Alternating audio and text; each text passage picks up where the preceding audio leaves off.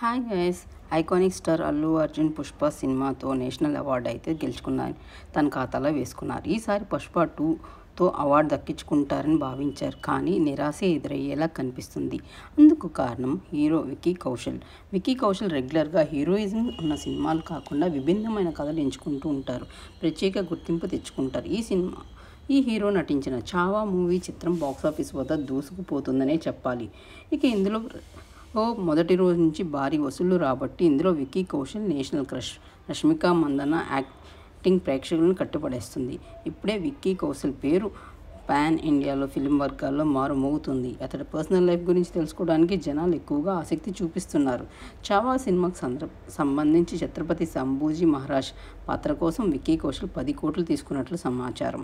మరి ఈయన star hero అయిన కత్రినా కైఫ్ని ప్రేమించి పెళ్లి చేసుకున్న సంగతి అందరికీ తెలిసిందే. ఆయన చావా అనే సినిమాతో అందరి దృష్టి ఆకర్షించారు. ఈసారి చావా సినిమా తన నటనతో నేషనల్ అవార్డు కొట్టేయడం ఖాయం అంటున్నారు. మరోవైపు అల్లు అర్జున్ కూడా పుష్ప 2లో ఎరగదీశాడు. మరి ఈ అవార్డు ఎవరికి అందుతుందో చూడాలి.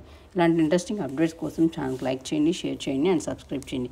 మీరు అవార్డు ఎవరికి వస్తుంది అనుకుంటున్నారో కింద కామెంట్లో తెలియచేయండి.